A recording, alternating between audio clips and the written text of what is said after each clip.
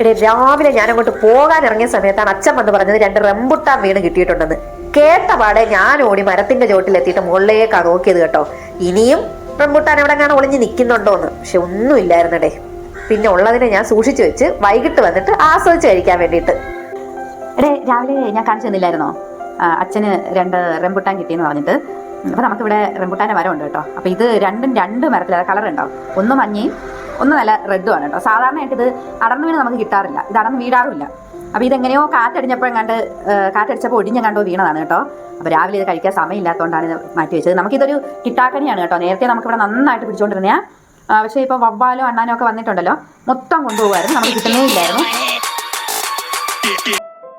അങ്ങനെ ഇത് എവിടെയോ ഒളിഞ്ഞ് നിന്നിട്ട് വീണതാണ് കേട്ടോ. അപ്പോൾ ഞാനിന്ന് കഴിച്ച് നോക്കട്ടെ.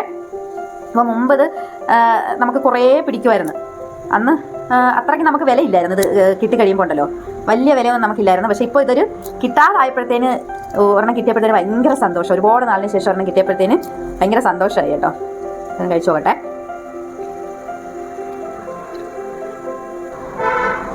നല്ല ടേസ്റ്റാണ്, നല്ല മധുരമുണ്ട് കേട്ടോ.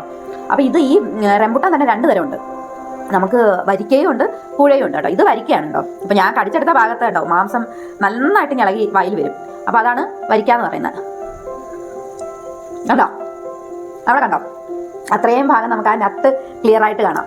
അപ്പോൾ ഇത് വരിക്കയാണ്. അപ്പോൾ ഇത് നല്ല മധുരമാണ്, നല്ല സുഖമാണ്. ഈ പല്ലിൻ്റെ ഇടയിലൊന്നും കയറത്തില്ല. എനിക്ക് ഈ കൂടെ കഴിക്കുമ്പോൾ ഉണ്ടല്ലോ പല്ലിൻ്റെ ഇടയിലെല്ലാം കയറും. അപ്പോൾ ഇത് നല്ല സൂപ്പർ ഒരു സാധനമാണ്.